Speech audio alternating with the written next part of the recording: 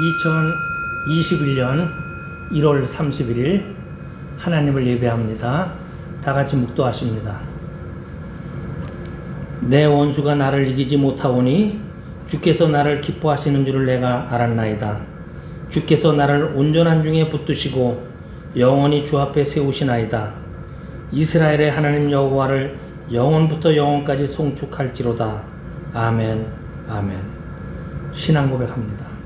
전능하사 천지를 만드신 하나님 아버지를 내가 믿사오며 그 외아들 우리 주 예수 그리스도를 믿사오니 이는 성령으로 잉태하사 동정녀 마리아에게 나시고 본디오 빌라도에게 고난을 받으사 십자가에 못 박혀 죽으시고 장사한 지 사흘 만에 죽은 자 가운데서 다시 살아나시며 하늘에 오르사 전능하신 하나님 우편에 앉아 계시다가 저리로서 산 자와 죽은 자를 심판하러 오시리라.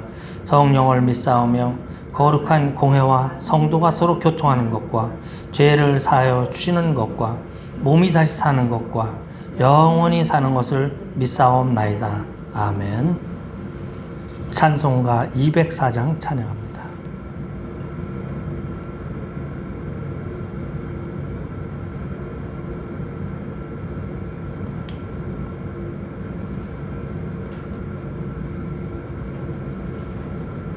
(204장입니다)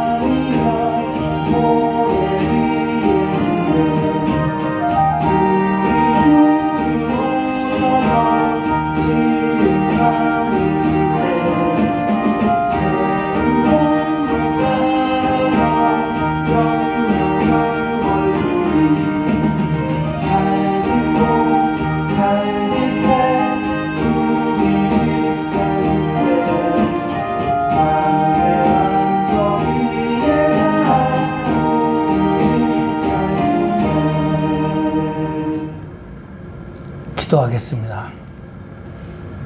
여호와 하나님을 찬양합니다.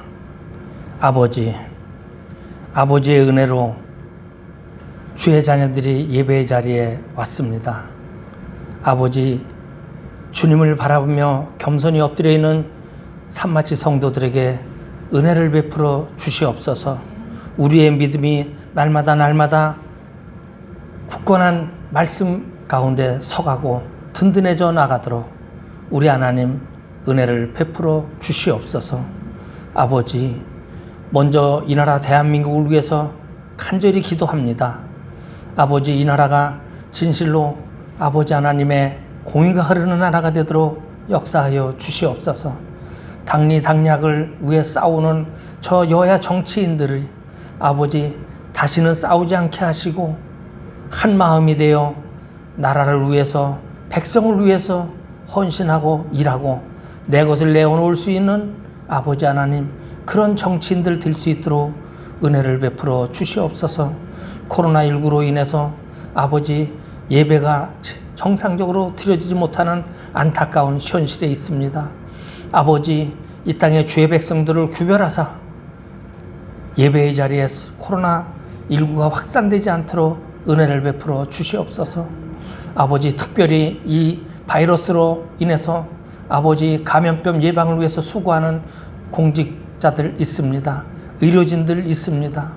이 일로 인해서 아버지 하나님 병원에 입원해 있는 많은 환우들 있습니다. 아버지 저들에게 새 힘을 공급하여 주시어서 피곤치 않도록 지켜주시고 빨리 회복되어 일상으로 돌아가도록 은혜를 베풀어 주시옵소서. 아버지 이 일로 인해서 아버지 삶의 어려움을 겪고 있는 많은 사람들이 있습니다. 연예인들, 체육인들, 소상공인들 수많은 사람들이 아버지 길이 막혀서 통행이 아버지 제한되어서 아버지 생계의 위협을 받고 있습니다. 속히 이 일이 멈춰지도록 우리 하나님 은혜를 베풀어 주시옵소서. 이 일을 통하여 하나님의 뜻을 깨닫는 그리스도인들이 되게 하시고 하나님 앞에서 겸손해지는 그리스도인들이 되도록 역사하여 주시옵소서. 오늘도 아버지 앞에 겸손히 엎드립니다.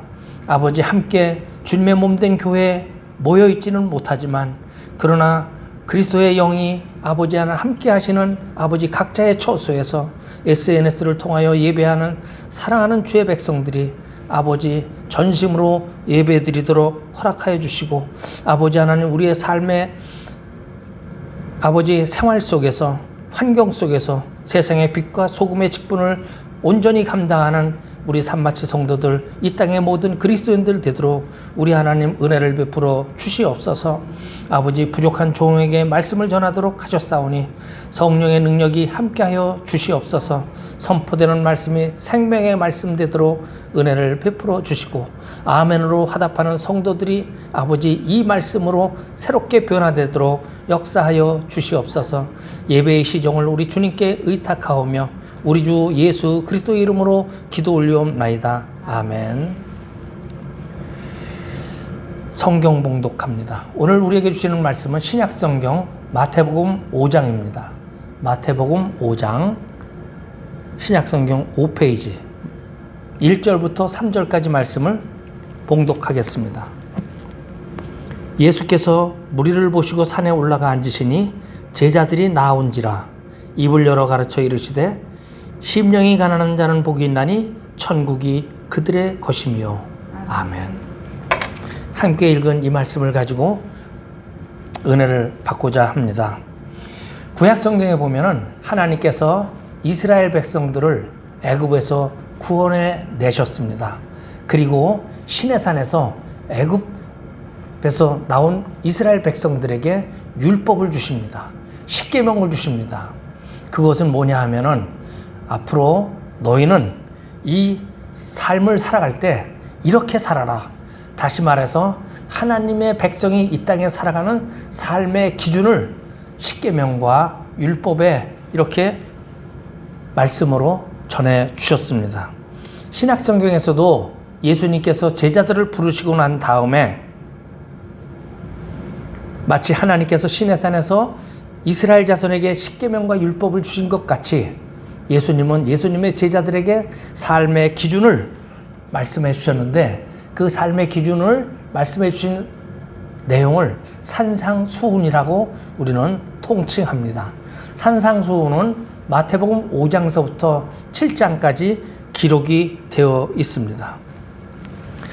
구약 성경에 보면은 하나님께서 이스라엘 자손을 애굽으로부터 구원하신 후에 약속의 땅 가나안 땅에 가서 살아갈 때는 그들에게 이렇게 살아라 하고 아주 신신당부하신 내용이 있습니다. 그 내용이 뭐냐 하면은 레위기 18장에 나오는 말씀인데요. 나는 여호와 너희의 하나님이니라. 너희는 너희가 거주하던 애굽 땅의 풍속을 따르지 말며 내가 너희를 인도할 가나안 땅의 풍속과 규례도 행하지 말고 너희는 내 법도를 따르며 내 규례를 지켜 그대로 행하라. 나는 너희의 하나님이니라. 사람이 이를 행하면 그로 말미암아 살리라 하고 레위기 18장 3절에서 5절까지 말씀하셨습니다.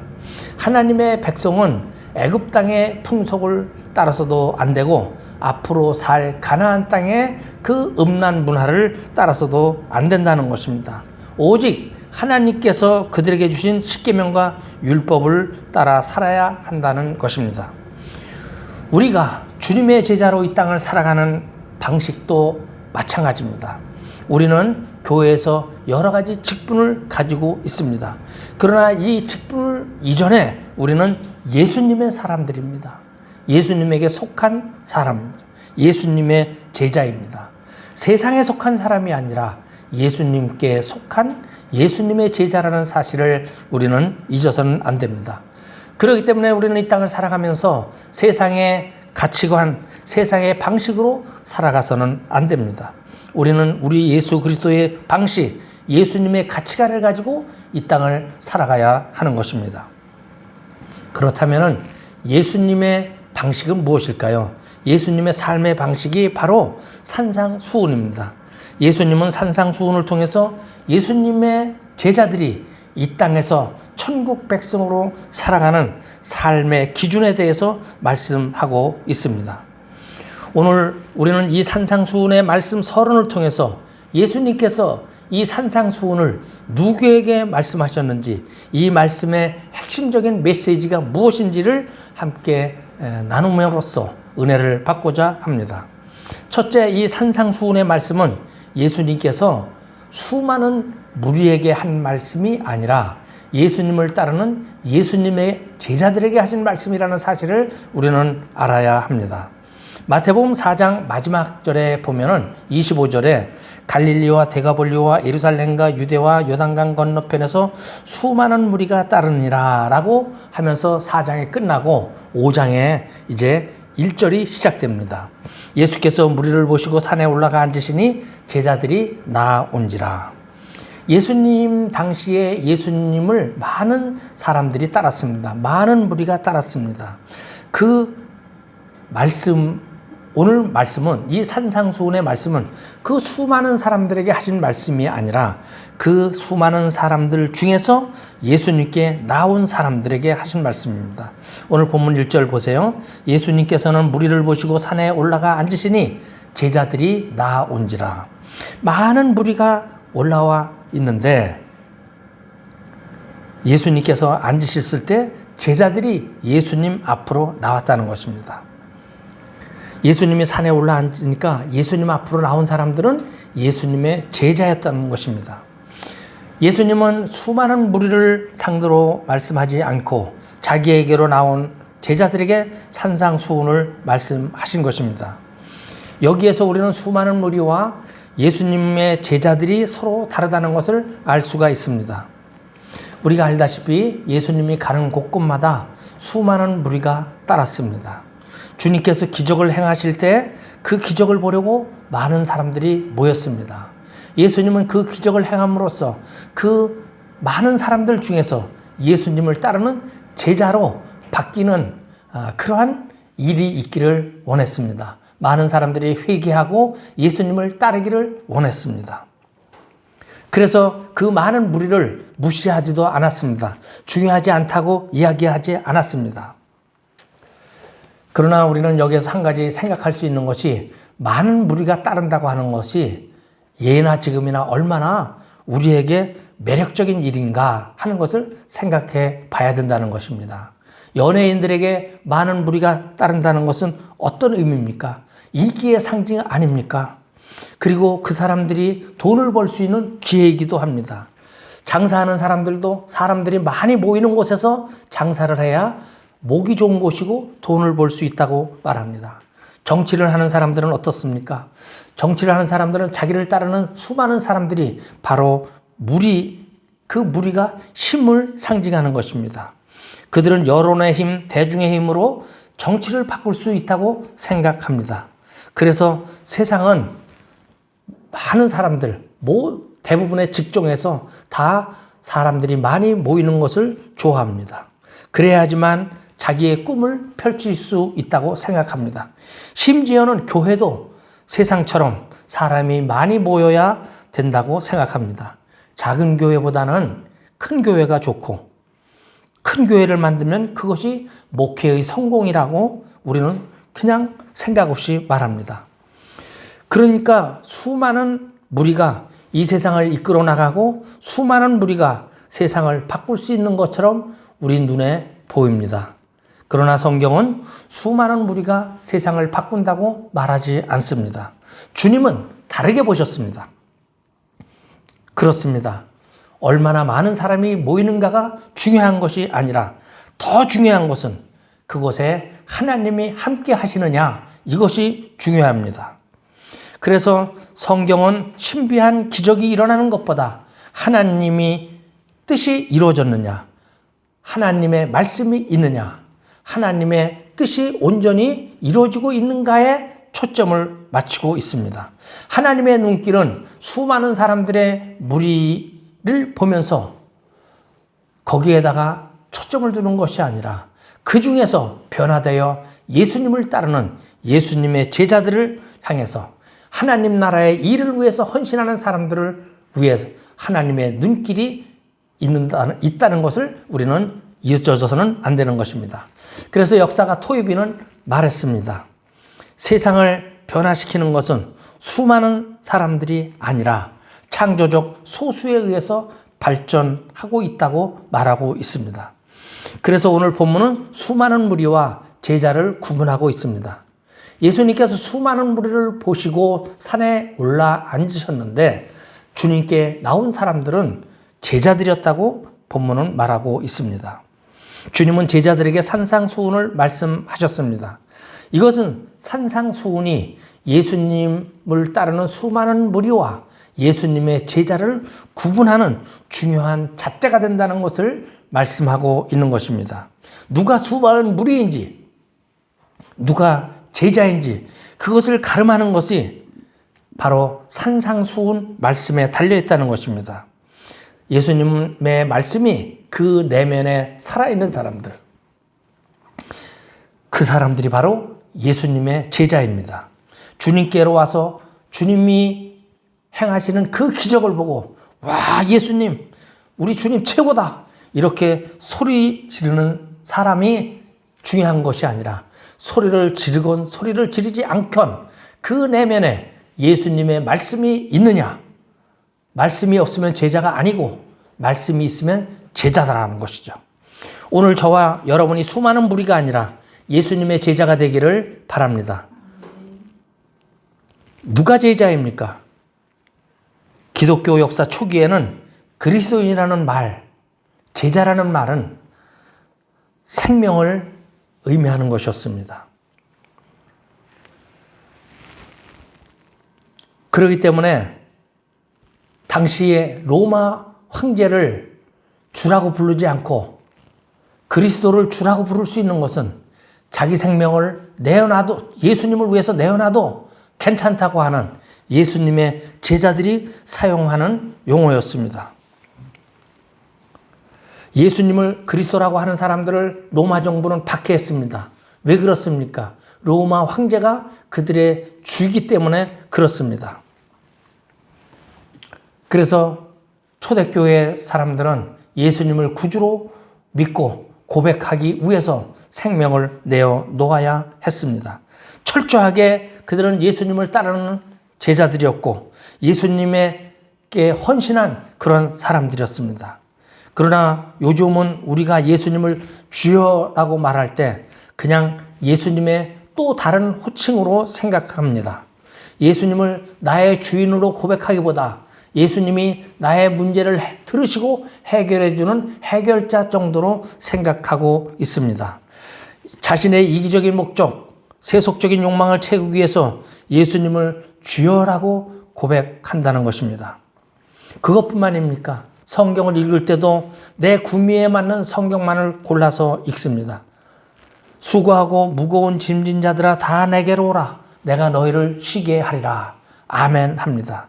그러나 바로 뒤에 나오는 나의 멍에를 메고 내게 배우라 하는 말씀에는 아멘 소리가 작아지는 것이 현대인의 그리스도인의 모습입니다. 너무나 많은 그리스도인들이 자기 중심 그리고 인간적인 복음에 익숙해져 있다는 것입니다. 여러분, 오늘날 세상 사람들이 교회와 우리 그리스도인들에게 실망하는 이유가 무엇입니까? 그리스도인들이 살아가는 삶의 모습이 자기들과 조금도 다르지 않다는 것입니다. 그래도 교회는 다를 줄 알았는데, 그래도 예수 믿는 사람은 다를 줄 알았는데, 자기들과 똑같이 속이고 거짓말하고 욕심내고 똑같이 싸우고, 그래서 세상이 우리 교회에 실망하고 있는 것입니다. 우리가 수많은 무리들처럼 살기를 거부하고 제자로 살기를 결단할 때 하나님은 저와 여러분들을 통해서 이 땅에 하나님 나라가 확장되도록 하실 것입니다. 두 번째, 오늘 산상수훈의 말씀은 그 말씀을 듣고 그 말씀을 따라 사는 사람들이 주님의 제자라고 가르쳐 줍니다. 본문 2절은 아주 짧습니다. 보십시오. 입을 열어 가르쳐 이르시되, 예수님은 자기에게로 나온 제자들에게 입을 열어서 가르치셨습니다. 우리는 예수님께서 가르쳐 주셨다는 것을 주목해야 됩니다. 말하자면 수많은 무리는 주님의 말씀을 듣지 못하고 자기의 생각, 자기의 중각, 자기의 주장, 자기의 경험 이런 것으로 살아가는 사람들입니다. 그러나 예수님의 제자는 예수님의 입에서 나온 말씀을 듣고 그 말씀을 따라서 순종하며 사는 사람들이라는 것입니다. 그렇기 때문에 여러분, 진정한 주님의 제자가 되기 위해서는 주님의 말씀을 들어야 합니다. 말씀을 듣기 위해 주님 앞으로 나와야 합니다. 말씀을 듣기 위해 예배의 자리에 나와야 합니다. 말씀을 알기 위해서 성경 공부에 참여해야 합니다. 주님의 말씀을 듣기 위해서 성경 말씀을 펴고 읽고 묵상해야 합니다. 그런데 악한 마귀는 거짓말로 우리를 유혹합니다. 말씀을 듣는 것을 가로막습니다. 방해합니다. 교회 가지 말라고 합니다. 더 좋은 곳이 있다고 유혹합니다. 교회는 너희들이 하고 싶은 것 못하게 하지 않냐, 우리를 유혹합니다. 그러나 마귀의 유혹은 그럴듯하게 들릴지라도 다 거짓말입니다. 아담과 하와가 마귀의 유혹을 듣고 선악과를 봤을 때 먹음직하고 보암직하고 지혜롭게 할 만큼 탐스럽기도 했다는 것을 기억하시기 바랍니다. 마귀의 거짓말에 절대 속지 마시기 바랍니다. 우리는 죄와 정욕의 욕구를 따라가다 보면 반드시 실패하게 되어 있습니다. 내 감정, 내 고집을 버리고 주님의 말씀을 따르기로 결단해야 합니다. 그것이 바로 세상과 다르게 살아가는 길입니다. 구별된 삶을 살아가는 길입니다. 그래서 예수님은 산상수훈을 통해서 맨 끝에 한 가지 비유의 말씀을 들려주셨습니다. 오늘 찬송가 204장에 있는 내용입니다.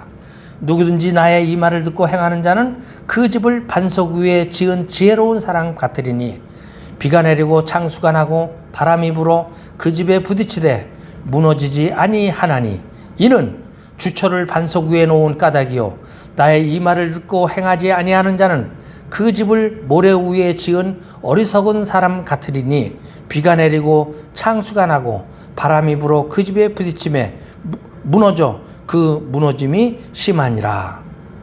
그렇습니다. 주님의 말씀을 듣고 그 말씀을 따르는 사람이 반석 위에 집을 지은 지혜로운 사람이 될 것이고 주님의 제자가 될 것입니다. 그러나 주님의 말씀을 따르지 않는 사람은 모래 위에 집을 지은 허망한 삶을 살게 되는 것입니다. 세 번째, 산상수훈은 우리에게 세상과 다른 행복이 무엇인지를 가르쳐 주고 있습니다.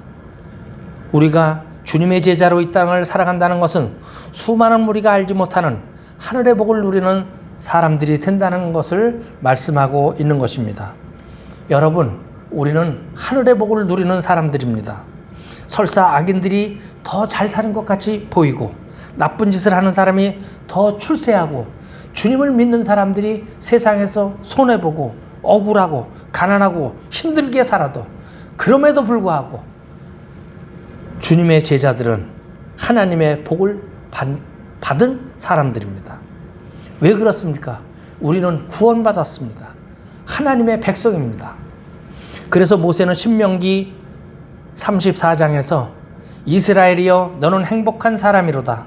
여호와의 구원을 너같이 얻은 백성이 누구냐라고 말했습니다. 시편 기자는 시편 115편 15절에서 너희는 천지를 지으신 여호와께 복을 받는 자로다라고 말했습니다.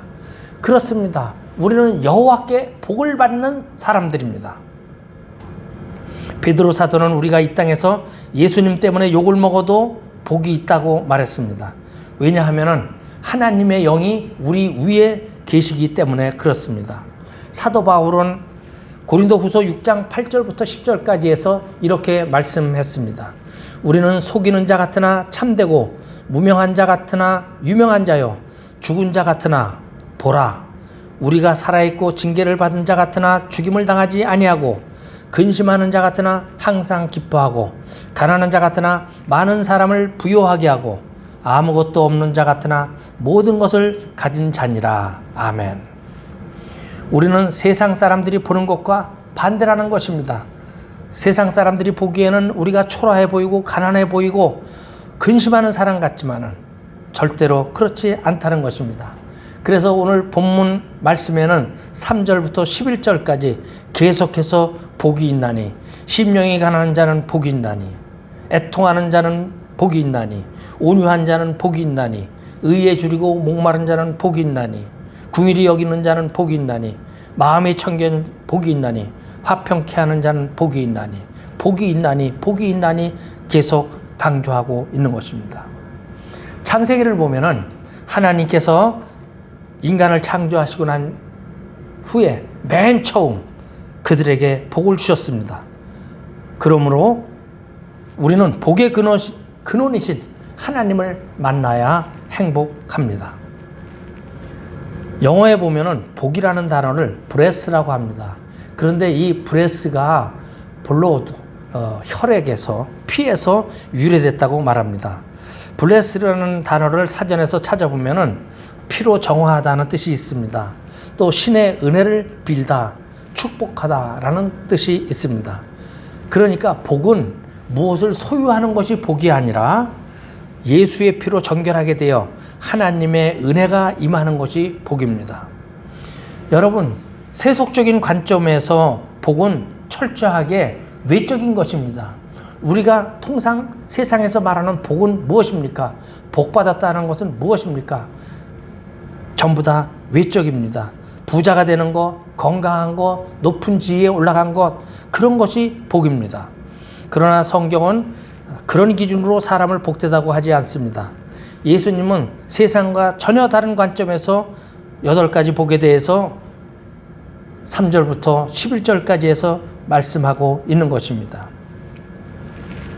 애통하는 자, 온유한 자, 궁일이 여기는 자, 목마른 자, 마음이 청결한 자, 화평케 하는 자, 의를 위해 박해를 받는 자, 이게 복이 있다고 말합니다. 그런데 세상은 어떻습니까? 사실 가난함이라든가 애통함이라든가 줄이고 목마름 같은 것은 우리가 생각하는 복하고는 너무나 멉니다. 너무 고통스러웠습니다. 그런데 주님은 이런 것들을 오히려 복이라고 말씀합니다. 왜 그렇습니까? 여기에는 중요한 신앙적인 반전이 있기 때문에 그렇습니다. 여러분, 이 땅에서 가난해도 행복할 수 있는 길이 있습니다. 어려움을 만나도 행복을 누릴 수 있는 길이 있습니다. 그것이 무엇입니까? 예수 그리스도를 만나면 됩니다. 예수만 있으면 가난해도 울면서도 목이 말라도 행복할 수 있다는 말입니다. 사랑하는 성도 여러분, 세상 사람들은 자꾸 밖에서 복을 찾습니다. 속은 썩어져 가는데 바깥만 깨끗하면 된다고 생각합니다. 속에서는 영이 죽고 캄캄한데 눈에 보이는 얼굴의 화장만 점점 짙어지는 것이 세상 사람들의 모습입니다. 그 영혼은 텅 비었는데 돈을 가졌다고 행복할까요? 아닙니다. 돈이 있는데도 불행한 사람들이 얼마나 많이 있습니까? 우리가 볼 때 저 사람은 돈이 저렇게 많으니 얼마나 행복할까 생각할지 모르지만 그 사람은 그 돈 때문에 그 돈을 지키기 위해서 잠을 못 자고 고민하고 고통스러워하고 있습니다. 예수님이 없으면 행복하지 않습니다. 그러나 예수님이 있으면 돈이 없어도 행복합니다. 예수님이 있으면 돈이 있어도 행복합니다. 예수 안에서는 어떤 상황에서도 어떤 여건에서도 복이 될 수가 있는 것입니다. 저는 우리 산마치 성도들이 진짜 예수님을 따르는 수많은 무리가 아니라 예수님의 말씀을 듣고 따르는 진짜 제자들이 되기를 바랍니다. 혹시 수많은 무리처럼 주님을 따랐다면 오늘부터 제자로 주님을 따르기로 결단하고 도전해 보시기를 바랍니다. 무엇보다도 저와 여러분들은 예수님께서 알려주신 8가지 행복, 곧 8가지 주님의 성품을 닮아서 하늘의 복을 누리는 사람들이 되어야 할 것입니다. 기도하겠습니다. 아버지 하나님, 은혜를 감사합니다. 우리를 세상 속에서 구원하여 주시고 새로운 피조물로 만드사 주님을 따르는 주님의 제자로 삼아주시니 감사합니다. 이제 아버지 하나님, 우리가 이 땅을 살아갈 때 주님의 제자로 살아가는 아버지 하나님 삶의 기준을 알려주시니 감사합니다. 아버지 하나님, 우리는 주님께서 말씀하신 대로 오직 예수님만 있으면 행복한, 예수님으로 만족한 그러한 삶을 살기를 원합니다. 우리 모두가 다 그렇게 살아갈 수 있도록 성령께서 우리에게 새 힘을 공급하여 주시옵소서. 감사드리며 예수님 이름으로 기도 올려나이다. 아멘. 405장 찬송합니다.